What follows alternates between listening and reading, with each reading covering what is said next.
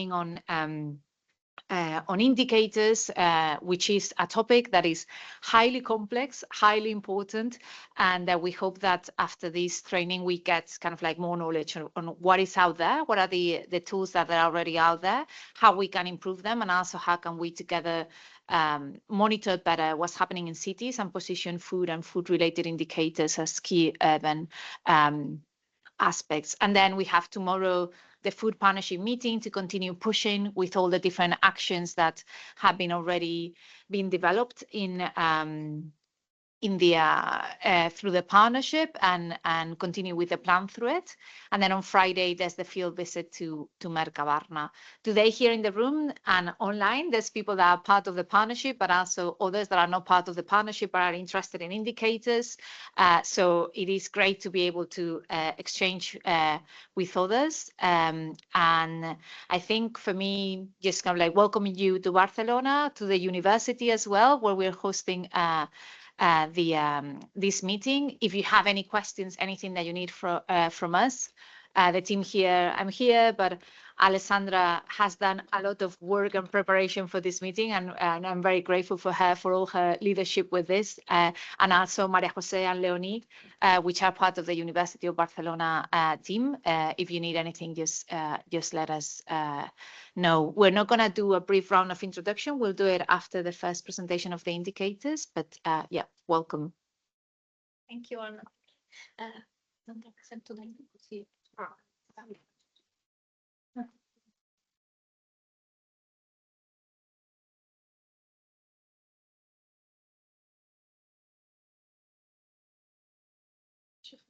Okay.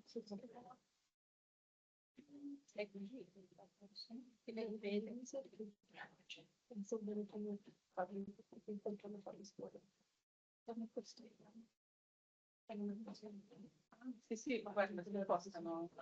It's happening. Yeah. Okay, it's happening. Okay, so can you hear me online? Participant online, can hear well? Yeah. Okay. Perfect. Thank you. So today there are some external stakeholders. So I would like to briefly introduce the food partnership. And the food partnership is I'm Raffaella Fomini, and I'm the thematic partnership officer for the partnership on food. This partnership is one of the several thematic partnership launched within the urban agenda for the EU since its creation in 2016 with the Pact of Amsterdam. The urban agenda for the European Union is an intergovernmental cooperation, a working method based on a multi-stakeholder and multi-level governance approach. And in this system of cooperation, cities are at the core, but in our partnership we have other stakeholders, other local.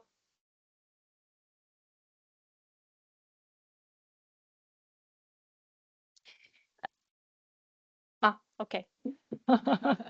So so we have cities and other stakeholders like of course region, member states, European institution, and other type of stakeholders like university and like the University of Barcelona. The partnership on food started its journey in 2024. After 6 months, the partnership delivered its orientation paper, which is a strategic document defining the common vision and goals of the partnership. And the partnership then defined an action plan. In this action plan, there are 7 complementary actions addressing different key challenges of food system transformation. If you are interested in learning more on the food action plan, you can download it from the thematic partnership webpage. You have here the QR code, and we are are now, since September, we have started the implementation phase of this action plan. External stakeholders who are interested in specific action or can be involved and can be engaged in specific actions. So we can discuss also later on how external stakeholders can be engaged and can support the implementation of this action. And today, of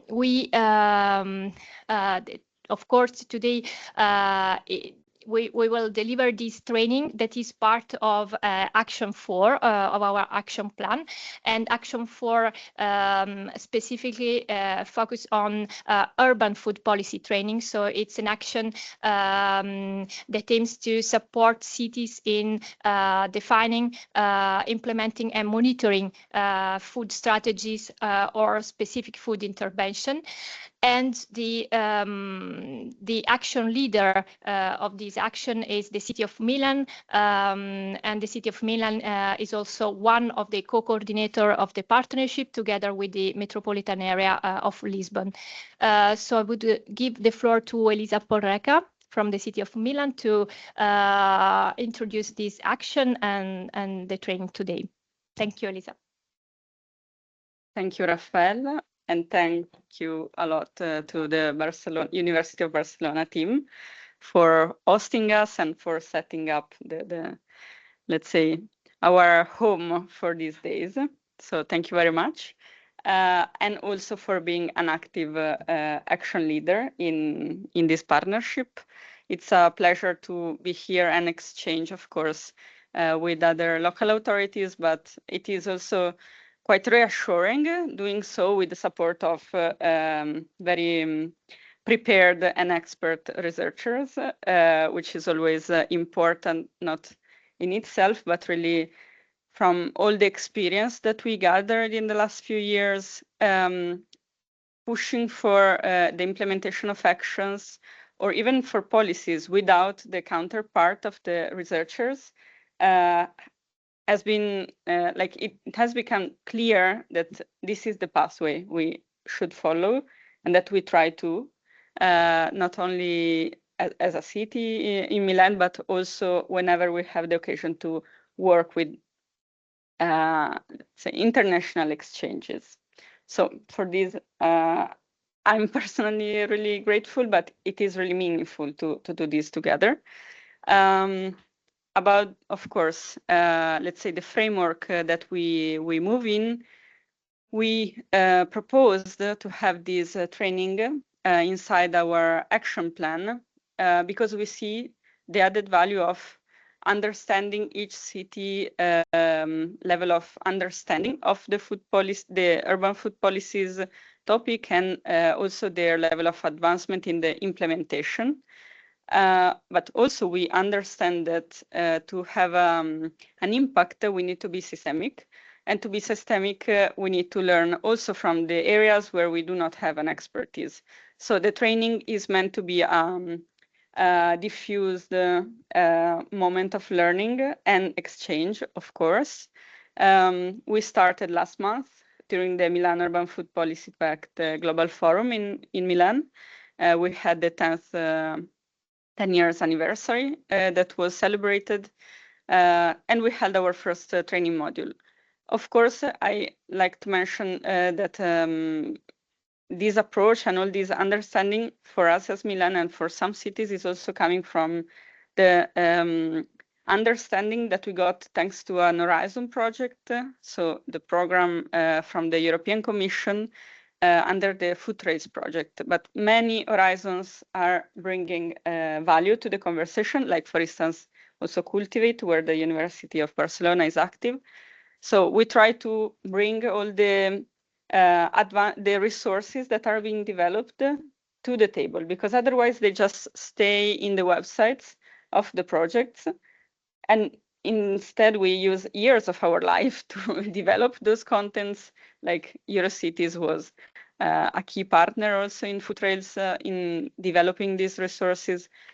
I will not speak about Food Trails today because I did last month, and I think the topic was discussed enough. We also had, for instance, the Wageningen colleagues there speaking about it. And it is very interesting to, of course, have the second training module on indicators, partially because we have a dedicated action, and partially because when we plan for our food policies, we also need to plan how to monitor them. So this is what we are looking at for today. Thank you all for joining and attending this session.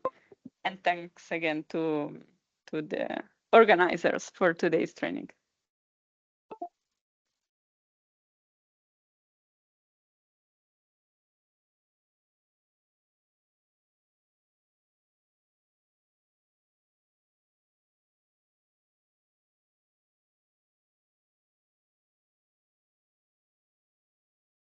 Like how can...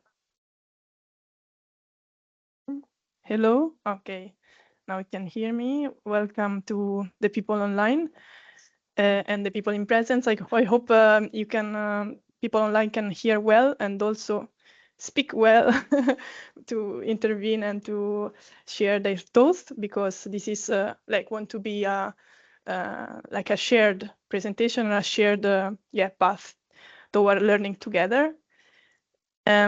So I think I'm sharing the screen and people online can see the screen. Good. So this is the program of today.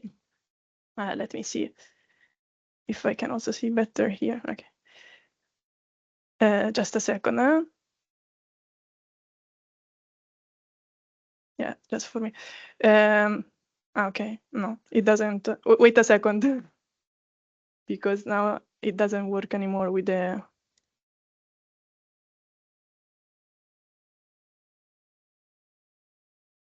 Sorry, I share it again. Okay, let's see this way without seeing the screen. Okay, so this is the program of today. Sorry.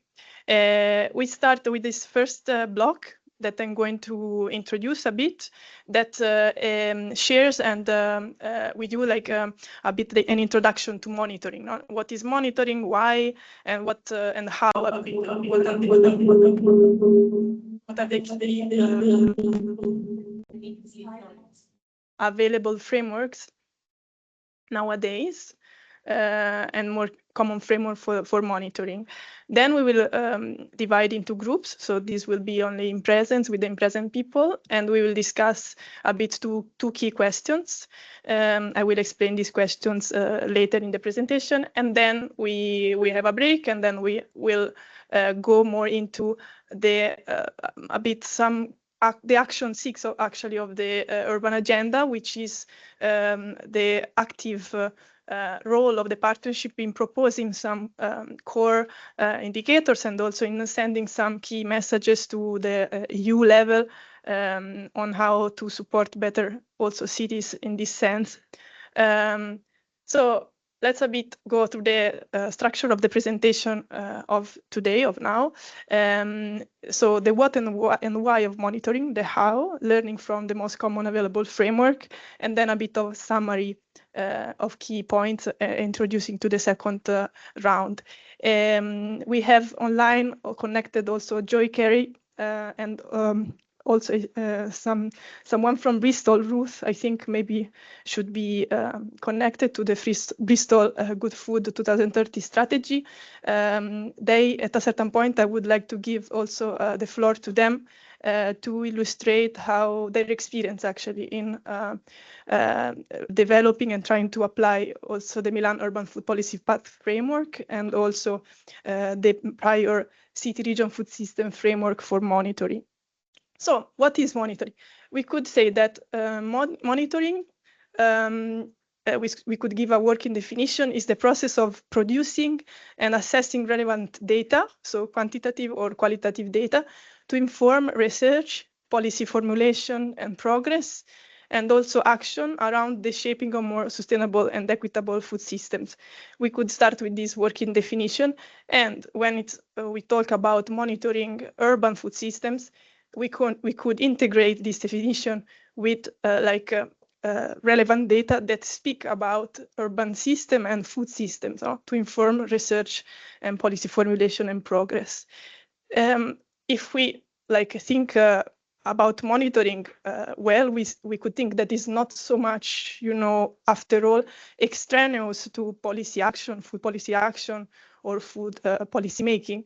And actually, it goes along with establishing a policy or action or even an intervention or a strategic vision, no? Because it always implies at least a sense assessing what is the situation now, so giving a sort of baseline assessment and establishing a set of appropriate indicator, and most of all, understanding what we would like to monitor and to basically to assess, not to measure. I guess every one of us or of you certainly has been involved in some process of consultation or like at the start of a policy or a strategy, and establishing, understanding what is the starting point, where we are now, where is the desired outcome we want to be, and how to achieve this. No, so it is a choice of where we want to go, we could say. No, it is a choice of where we want to go. Like I wanted to give just an example with Brussels, which is a context I'm quite familiar with because I've been working in the context of Brussels quite a lot during my previous research. At the launch of the Brussels Good Food Strategy, so the strategy of Brussels, of the region of Brussels in 2015, basically there was a sort of target launched from the regional authority or the regional administration responsible for the strategy, a target of becoming autonomous of 30% of fruit and vegetables consumption within a 10 kilometers radius out of the regional limits.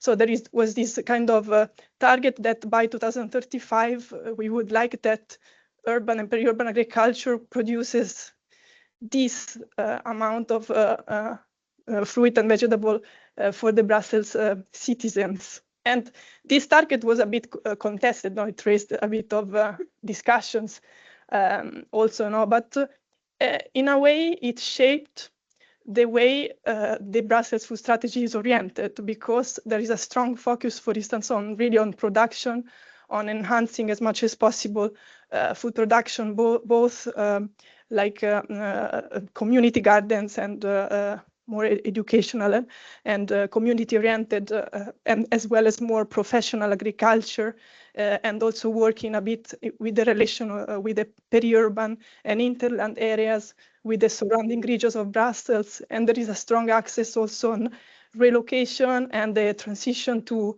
relocalization and transition to a more sustainable and locally oriented supply chain. So somehow this target is indicative of the way the strategy also has been shaped somehow. Just to give you the example. So monitoring serves to orient action, as we mentioned, toward progress and impact. We start to establish some, basic vocabulary, progress and impact.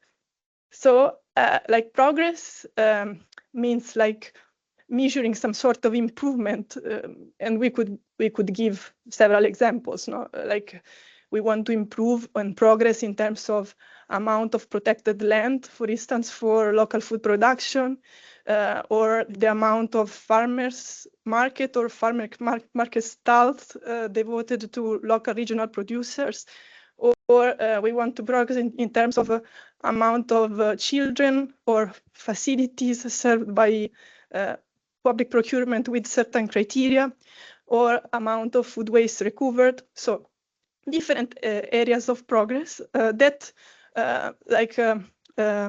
go toward a certain impact, or expected or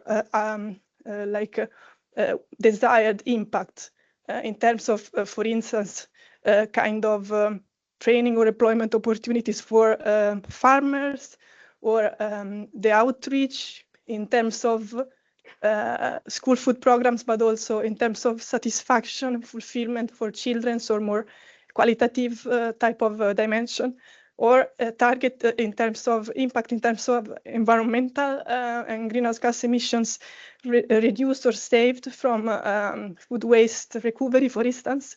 So this is like a distinction that is useful because it also relates to the importance of communication and communicating and building narratives around certain progress and impact. And we will discuss it in the group's discussion. So after this introduction of a bit what is monitoring, we now go a bit toward the how. So what are the available most common framework for urban food monitoring? And here is where also the experience of several of you and also the people online come in to like as extractive and as an experience from which we can certainly learn. So I would like to have an overview of this most common and available framework that are out there, and then also share the word and so share the floor to people online that can like comment on it and share their experience.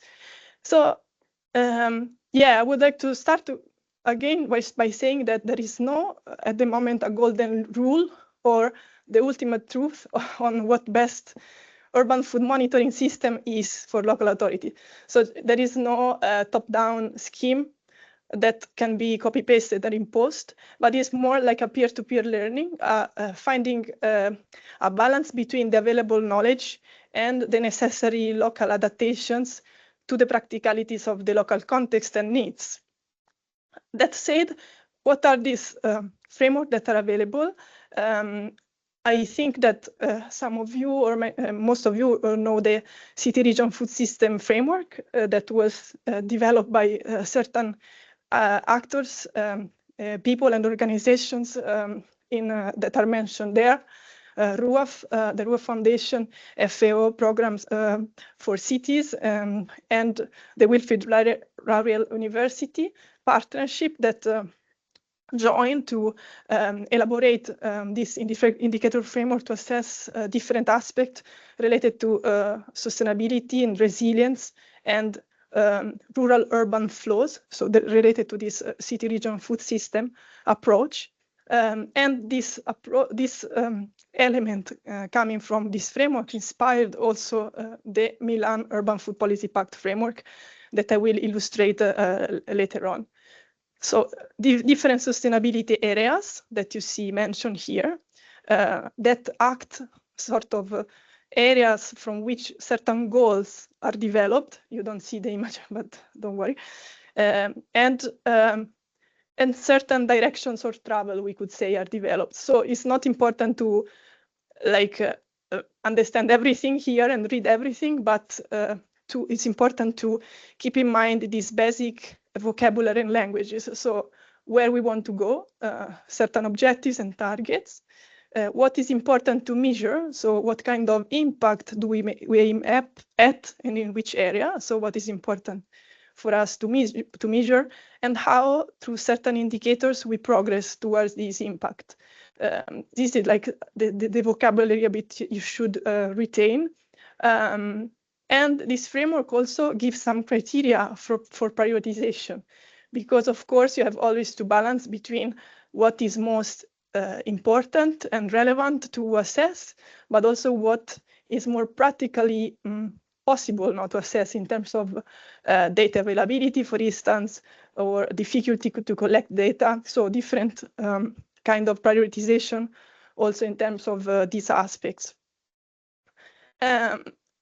So what this framework provides is a battery of more than 200 indicators for food systems and monitoring, and also knowledge resources, tools that can be adapted to and modified according to local needs and situations.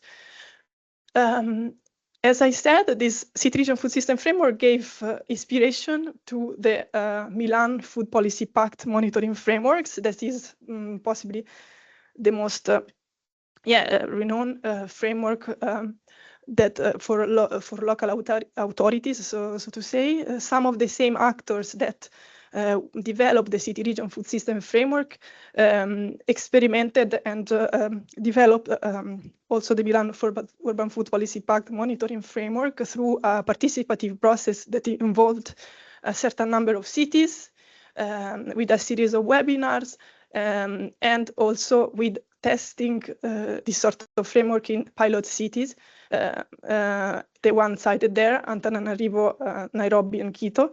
And they are 44 indicators linked to the 37 actions of the Milan Urban Food Policy Pact. So you have the action categories, sort of directions of travel, no? Where we want to go, the action categories of the Milan Urban Food Policy Pact. And for each action category, you have the description of the action and then possible indicators, one or two or more indicator associated to these categories. This is an example on governance, for instance. An example of indicator is whether a municipality has an active municipal interdepartmental governmental body for advisory and decision-making process on food policies and programs. So whether it has, no? And this is an example of qualitative indicators that foresees a qualitative methods of data collection. You may assess this with different nuances. For instance, how much is it integrated in the city, etc. So qualitative assessment and scoring based on elements such as level of integration, etc. And another example of area is the social protection system action category with 6 recommended action, and associated to these actions there are 1 or 2 indicators. For instance, the indicator, very important, on the percentage of food insecurity households based on this food insecurity experience scale. So indicator on food insecurity. We will be back on this in the third block as well, on this type of indicator, etc. So this is to give an example of the logic of how this framework is thought of indicators. This is an example, this one of a quantitative indicator that would require a different methodology to be assessed, no? Based on surveys, for instance, through these FIES questionnaires, etc. So we'll come back. But with the Milan Urban Food Policy Pact monitoring framework, you have a corpus, again, of 44 indicators that is possible to explore. And you can, there is possibility also to access a lot of several type of information, template, and processes that were used to guide pilot cities in trying to tailor this indicator to their context. So it is another source of information. This framework, maybe many of you know, or some of you know, has been a sort of, has gone through also an evolution in the sense that some of the same partners, but also other partners that were present in developing this framework had proposed some adaptation in order to integrate climate mitigation and adaptation goals more, to integrating more better, so to say, in the framework more properly. And this is a process now that these actors mentioned there, and it's a process that went through different stages, starting also with the meeting of the Food Policy Pact in 2021 in Barcelona, the Barcelona Climate Challenge, the Glasgow Food and Climate Declaration, the COP26, up to the recent proposal, really concrete proposal of modifying and adapting some of the actions and indicators from the Milan Urban Food Policy Pact with greater attention to mitigation and adaptation. So concretely, the screen is too small, but for people who are closer, yeah, there are really proposal of really rephrasing some of the indicators and actions and indicators with greater attention to the nexus food and climate. Of all these resources are available online. I mentioned the sources in the presentation, but I think now is the point of hearing some voice from the people online before a bit summarizing what we have said and introducing to the second part. The voice of some people online that I see. I see Joy Carey, and Ruth also. from Bristol. And it would be very nice to, from Joy, of course, to have a commentary and a possible like integration of what I have been explaining, like from really someone who have been really involved, and from Ruth, like to have the experience from Bristol on how they try to implement the Milan Food Policy Pact framework in the strategy of Bristol 2030, like a good food strategy.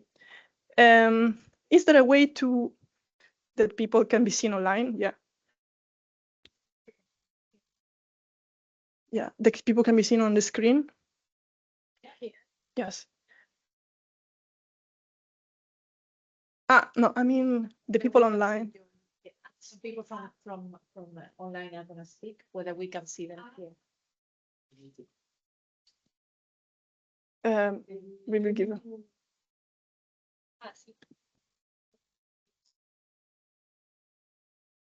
Yeah, we are trying to.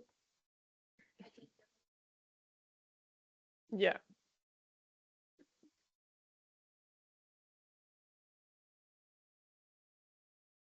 Wow. Can you try to speak, Joy, to see? Yes, hi. Okay, we can hear you. We can hear you very well. Okay. I can see little people on my screen. That's nice. Yeah. Thanks. Shall I just go ahead? Yeah. Just give us 10 seconds. Okay. Give us 10 seconds.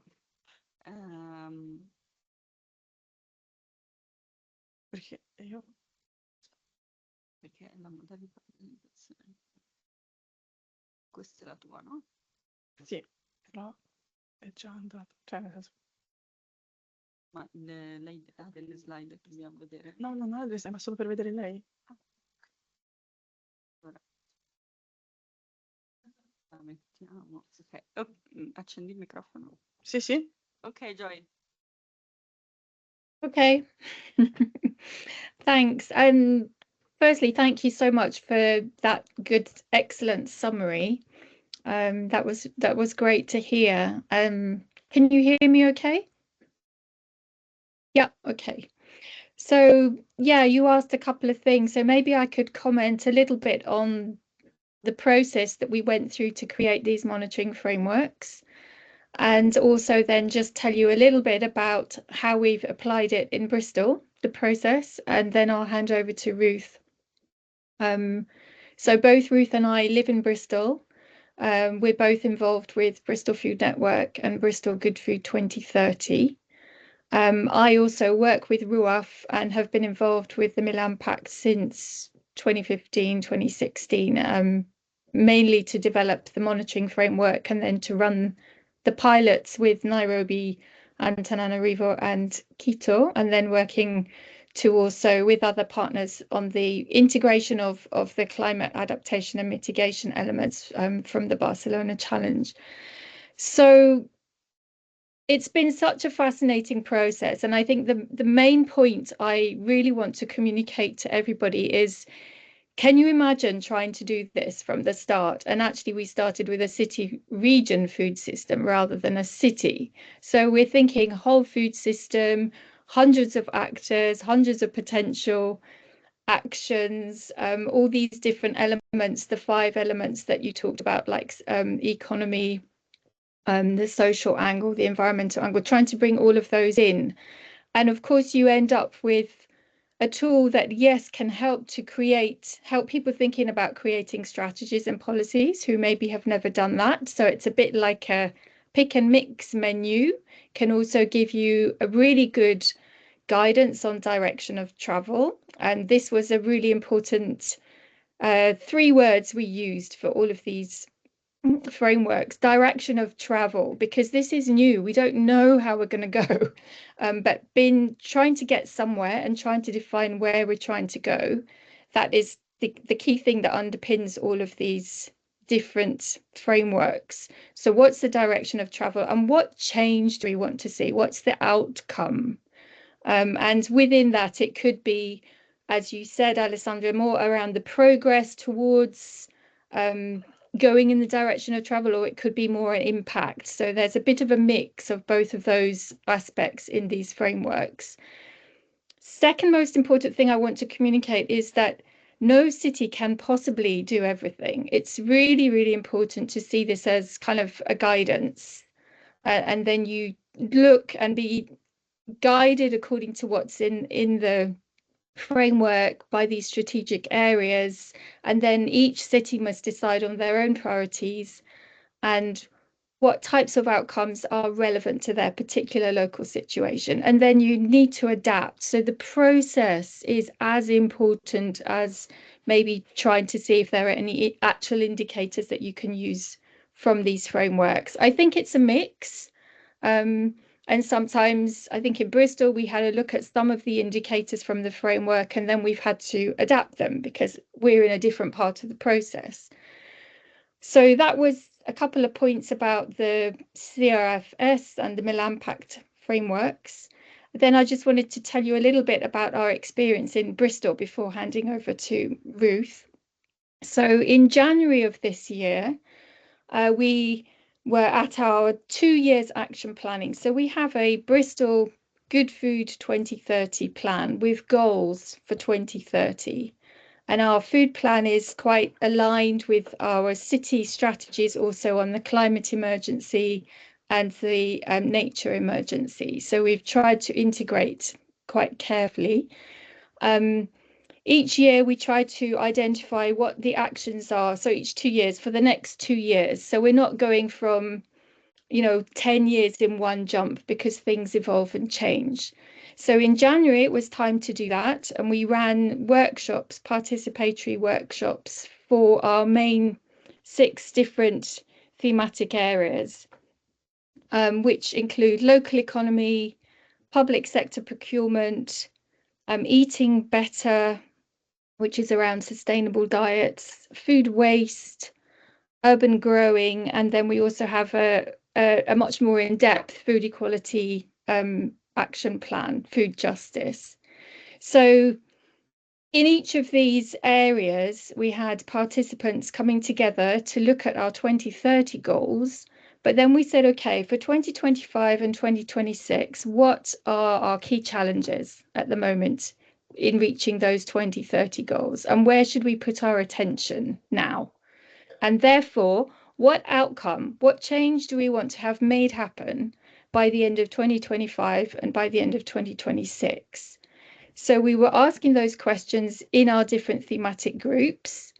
We weren't starting from scratch. We were relating to these targets and work that had already been going on. We also reviewed what happened last year, whether things that we need to carry forward. And then we tried to articulate these outcomes quite clearly in relation to the priority challenge. So we've got a problem. What's the change we want to see? We articulate that as an outcome. And then we said, okay, how are we going to measure that? How are we going to know that we've achieved that outcome in order to start thinking about our indicators? So we followed exactly the process there for the Milan Pact and for the City Region Food System Monitoring Frameworks. And we ended up with a lot of information, as you can imagine. I think we had over 250 people involved. So it was very much co-design, participatory, and working with people who have lived experience of those particular challenges. So I'm going to hand over to Ruth. Ruth is our impact coordinator. We realised that it's really important to have somebody who has a job title and a task to help with this monitoring because it's very challenging. So Ruth, you're relatively new in the role. Explain a little bit about what your tasks are and where you're at with things. Thanks. Yes, sure. Can everyone hear me? Okay. Yes, great. Nice. Thanks so much for having me. It's lovely to feel connected to this network and all of the work going on in different places. As Joy said, I'm relatively new to this role and to this work. I started in September, and my title is Impact and Projects Coordinator. So very much embedded in the evaluation and monitoring frameworks and reviewing a lot of the work that was done at the beginning of this year in the action plans and the indicators. My work recently has involved running through all of those action plans and having a look at the indicators.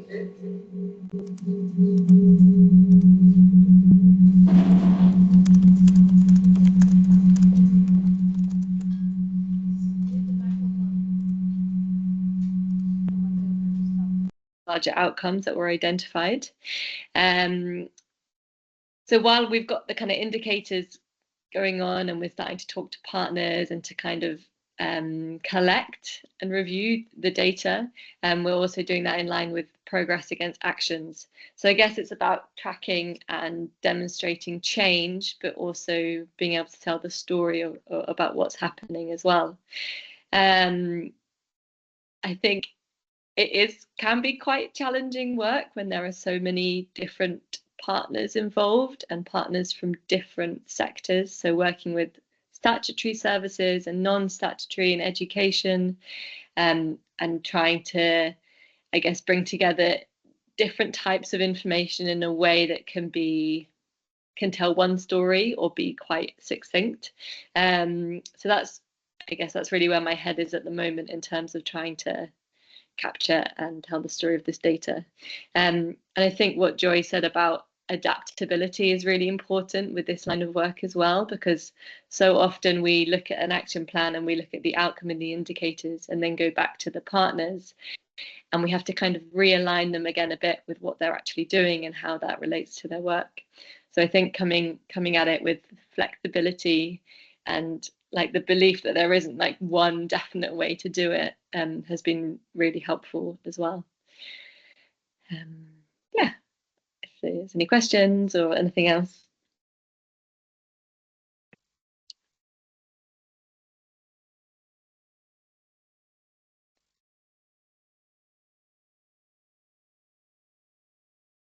I don't know if you can still hear us okay, but I just wanted to ask Ruth one question before we finish. Ruth, do you have a practical indicator that you can just use as an example that you're working with at the moment or looking at? Yeah, sure. We've been looking, well, one of the action plans I've been working a lot on recently is in our Eating Better action plan, which is a lot around food education, especially in children and early years. And a big indicator we have at the moment is how we can, how many children say can cook or be confident in cooking 5 nutritious meals at school age. So that's like one specific indicator in our Eating Better action plan. So working with partners to think about how we can collect that data has been something that we've been doing a lot recently.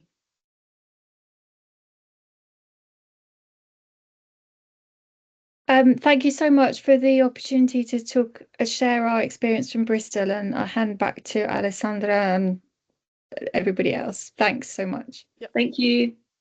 Thank you. We are very glad to have heard your experience. Yeah, still, if someone wants to ask direct questions also to Ruth or Joy. I'm asking to the room.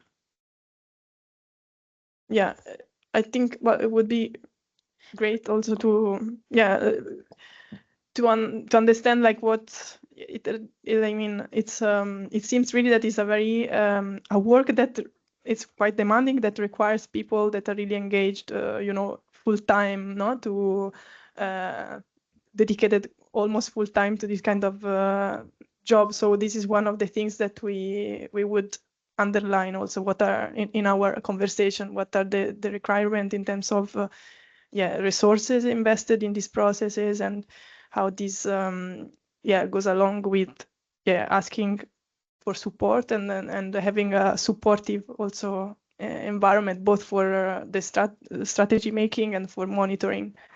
So thanks for sharing your experience, and it will be part of our reflections also later on.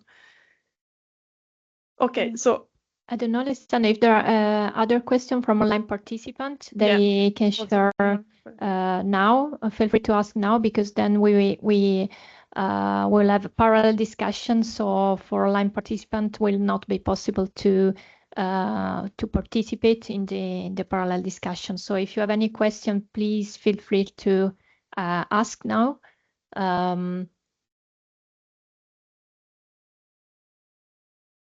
Yeah, please. The mic.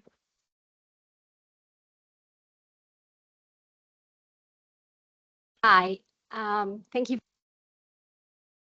I just wanted to ask you if you could tell us a little bit more about who is in charge of actually getting the data, because you're working with partnerships, multi-actor partnerships, a lot of people that can be measuring stuff, different expertises. How do you manage to assign or make a plan for who is going to measure what and who is going to organize that? I don't know if you can tell us a little bit more about that. Yeah, sure. I can go. I think that's myself. It's responsible for that. And one of the challenges that I was kind of alluding to is that it is massively multi-partner and there are lots of people involved. But I think trying, especially in this phase where I'm new and this kind of bit of work is still developing, I think trying to capture everything that's going on in the city is just not really possible. So I guess it's about creating the narrative that we have, and like building it so that in the future it can carry on absorbing other partners and the data and the evaluation that they do, and kind of folding it into what we create.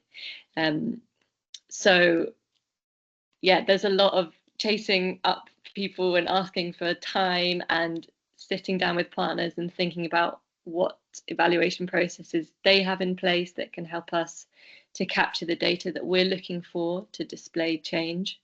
Yeah, it's very reliant on other people, I guess, being available and having the time, and time is so precious, so that can be challenging. Yeah. Great. Other questions? Yeah, maybe. Well, I guess people can, especially coming from cities, can really relate to their context and like think about what are maybe the differences between their own context and challenges and what we just heard from Bristol. So yeah, thank you. Thanks again. So now, yeah, we simply introduce a bit to the second part, the second block. So wait a second. I will share again. I will share again screen. It's simply like the introduction to the second slot and summary of key insights. Okay. Yeah, summary of key insights. So we understood that monitoring is strategic in the sense that it goes along with building a policy or a strategy. So setting, understanding what is the contextual situation, what is the current situation, and deciding what the priorities are, where we want to go, like so the direction of travel, what we want to measure and assess. And so what establishing some key target and indicators. Yeah, it plays a role, no, in orienting a food strategy or a food policy. So the group one that we thought is about asking this question. So how to monitor, how to proceed with monitoring when establishing a food strategy or a food policy, and what aspects are important to be measured and monitored, and what are the steps in this direction. So people participating in this group can share their questions and their impressions and experience in this sense.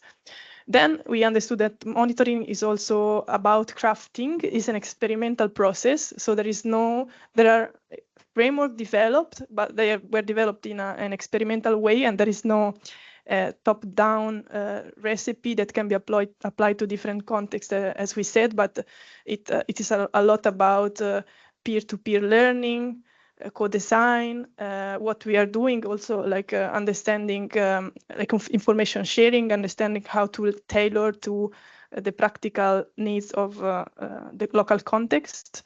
And it brings about specific challenges, no? The issue of monitoring and assessing. And the challenges revolve mainly around two things, two group of things. One is data availability, accessibility, accuracy. So how to find accessible, available, and accurate data that is also relevant. And the second challenge is having dedicated, as we said, structure, resources, personnel like Ruth, we heard from Bristol, that can basically dedicate human resources to this. And this goes along with like the precarious status, no, in which food policy and monitoring sometimes is conditioned. But this we can also stimulate, instigate action, no? It instigate solutions that can be, for instance, partnering with universities, with research, or building arguments for advocacy at different levels, for asking for support in this sense, because we know what the needs are.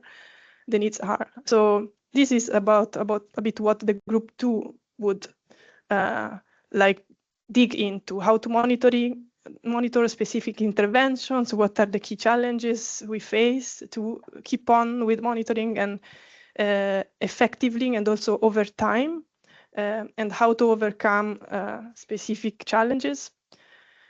And third, monitoring is a political process, we could say.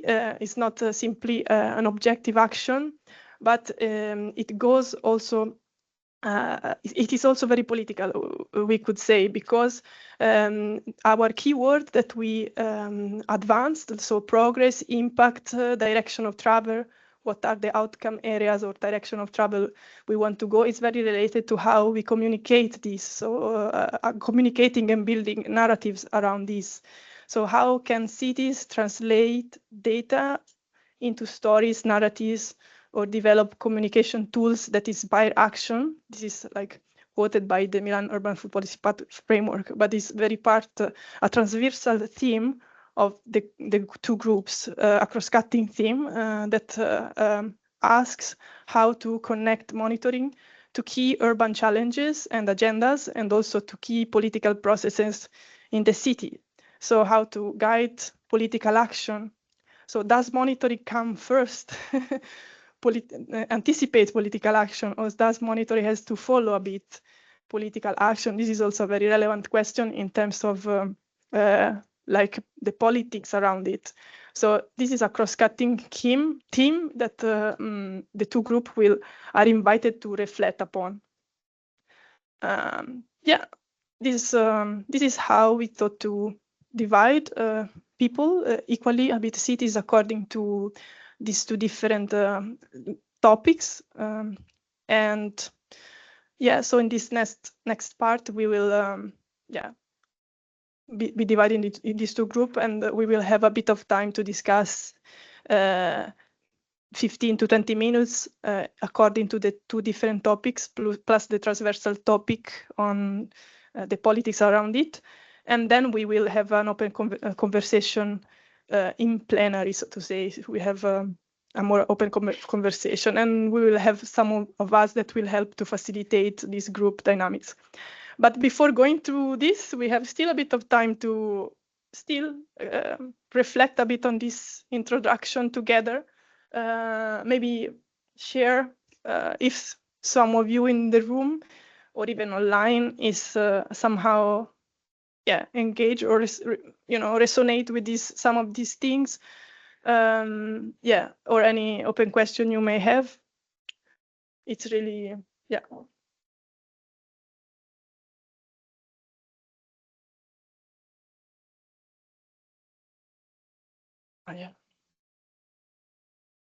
and I put again online, the people online here. I think I can start Yeah. breaking the ice. I mean, it's mainly a reflection on one side on how spot on the question is, especially the last cross-cutting theme, because like it was coming to my mind a conversation that we were having with Andrea at lunch and in the previous days because we were together with for a project meeting, and let's say the fluctuation that sometimes the political commitment can have.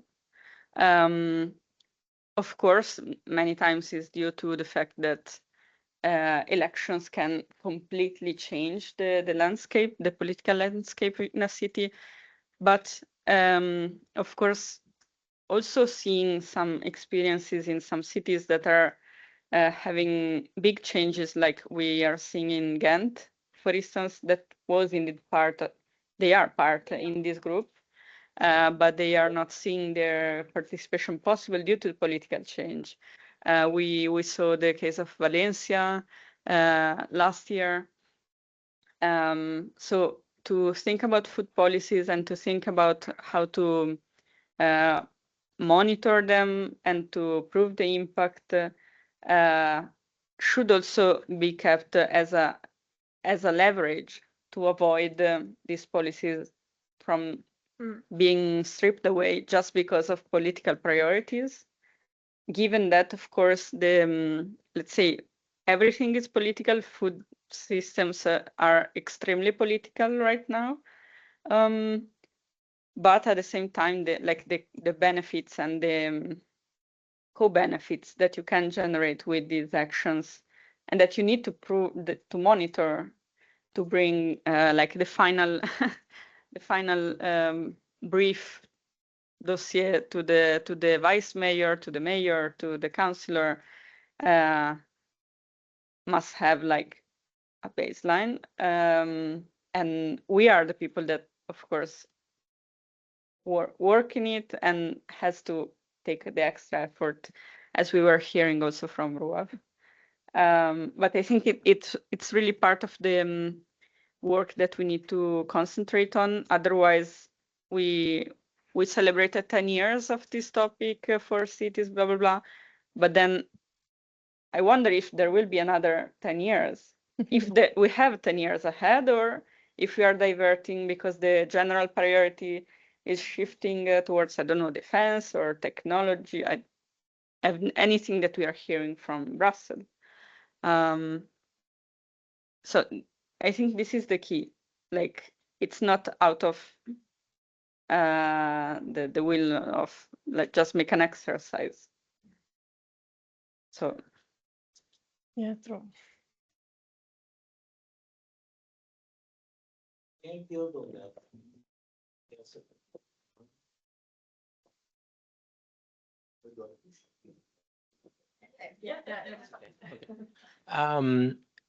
I mean, I want to build on what you say, and for those in the room, which I did not have the pleasure to meet and talk before, I'm Alexandru Matei, but I'm not a food expert. I want to make it clear. So I might say something that it's stupid. Feel free to correct me, because that's why we have universities to debate ideas. Building on what you said, I was reflecting on the perspective of trying to be a decision maker in a policy level, like a mayor or a city council. And I was thinking that when we are expert on one topic, independent if it's mobility, housing, food, you always have that glasses, that perspective. So for me, to make indicators a success and avoid that political will shift and stuff, is to prove with these indicators that they also help for other topics. Because if you have an indicator in a municipality, so you monitor one indicator that fits with 4 or 5 sectoral policies, then you know that can remain there, because there are many interests to keep it. And also it makes it resource efficient, because then you put one effort in something that is used for 5. So it's one reflection, which what I want to say is that if we try to get outside our passion for the topic, in the interest of the topic, we might find better solution by having the mindset of how can I help the other sector with my topic, so then I have enough supporters for what I do. And in the end, if everybody in their sectors will go in this direction and make synergies, those that don't know me, I have a passion for this word. Then we can literally go to what we call integrated sustainable urban development, urban rural areas, regions, whatever you mentioned. So just building exactly what I want to say, and also going to question 3, which is very relevant, but we can continue in the groups. I don't want to take too much sense. I hope it makes sense. Yeah, makes any sense. There's nobody else that is going to say something. Also building on what you were saying, I think, I mean, one of the things that we do research very close with cities and with practitioners and with the work that we've been doing in indicators. One of the things that we saw was that during these last years, there's been a lot of work on food, and there's been a lot of efforts on building food strategies and so on. But there was a bit of like creating a new silo around food in some cases. And when we were thinking about indicators, and we were asking practitioners that were working on urban food strategies about key indicators, everything had to be like very food related. It was very difficult for them to link it to other areas. And I think there's this complicated balance between making sure that food is not lost in the conversation and at the same time making sure that it's linked.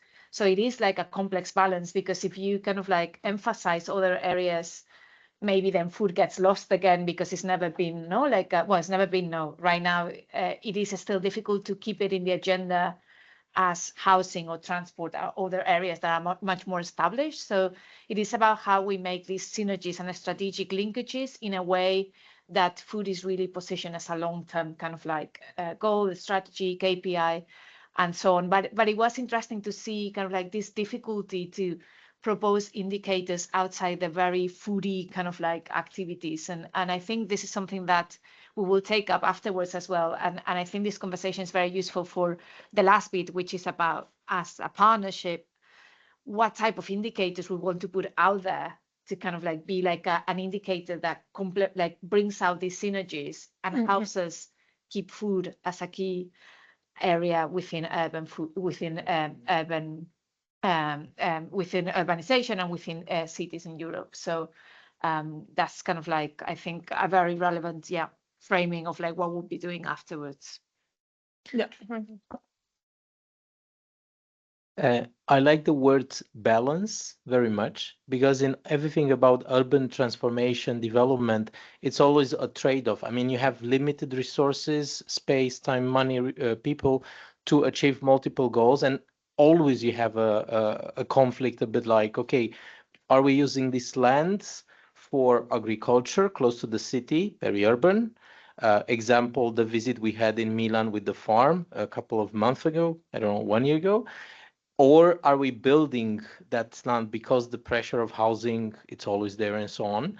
What I find interesting is a context, again, policy. So now in the European context, seems everything is changing. Everything is still to be built. Nothing is set in stone yet. But there is one keyword for me that links very much with food, and that it's safety and security. I mean, we've seen how dependent the European continent, which is small compared to the rest of the world, is from other parts.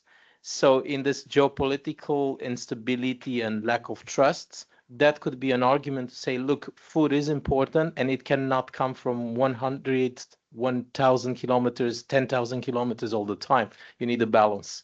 But I stop here. True. Yeah, I think this thing of the balance is of finding a balance, or finding always a hook that can, bring the importance of focus on food and how it connects to other issues in the fort is very important. Like yeah, by its nature, one of the key things that we know about the food system and urban food is this multi-dimensional nature. So it's not so difficult to link it with other dimensions and policy areas and challenges of the city. So on the one hand, it's not a difficult exercise, but it's true that there is always this struggle, no, between link it to other areas and also other policy priorities, political priorities of the city in that moment or in the future, and also struggling for its own autonomy and right to exist as a policy area. No, this is a bit the struggle that we are trying also to discuss and balance and find a balance for. Yeah, we have a question online. Yeah, please, people Hello. online can't. Yeah, exactly. Can you hear me? Can you hear Yeah. me? Yes, yes. Yes. Yeah, I'm we can sorry. hear you. Yeah. It's not a question. I was paying a lot of attention to the discussion. Well, let me present me. Sorry, I'm Cristina. I'm from Setúbal municipality, and I'm participating because we were invited by the Lisbon metropolitan area in order to accompany the work that is being set. Quite interesting. Thank you for the invitation. But anyway, just trying to help in that topic, concerning making the monitoring framework of food systems a priority to cities.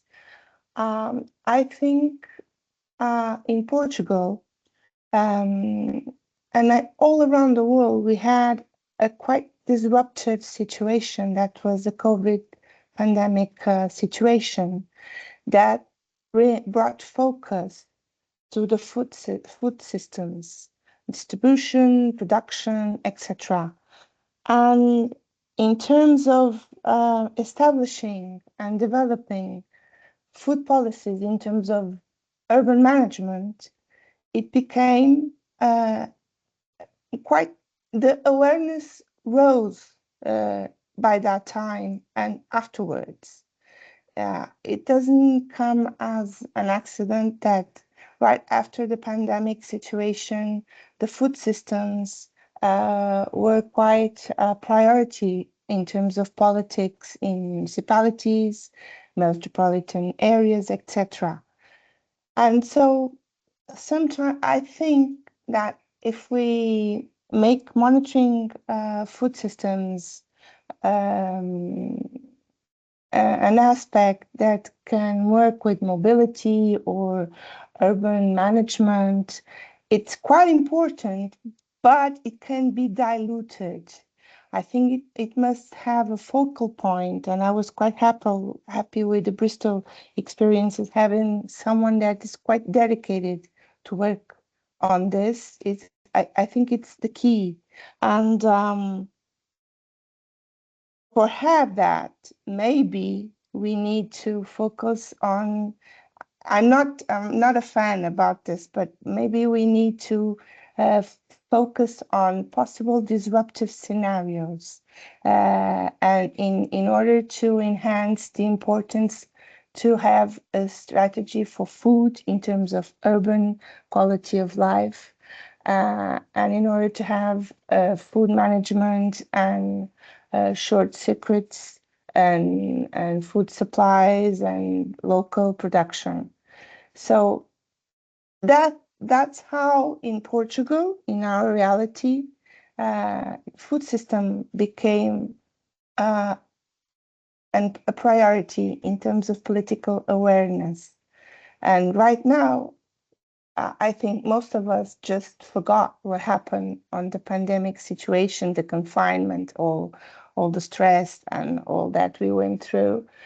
But food systems is still something that we need to work upon and worry about, because, well, it's true that now in terms of the European and international situation, the priorities has been set according to defense and some other, well, disruptive also situations. So if we think that the future is not bright, for humanity, we really have to concern and talk and put strategies on the field for food. Just sharing my thoughts. Thank you.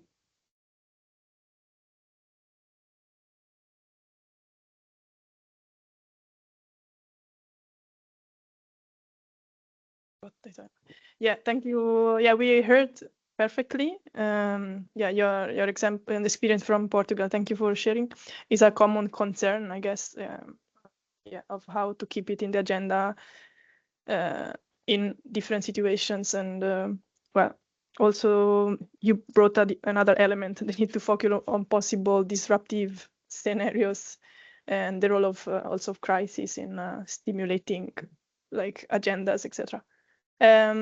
Yeah, but now we can continue with these conversations in the small groups first.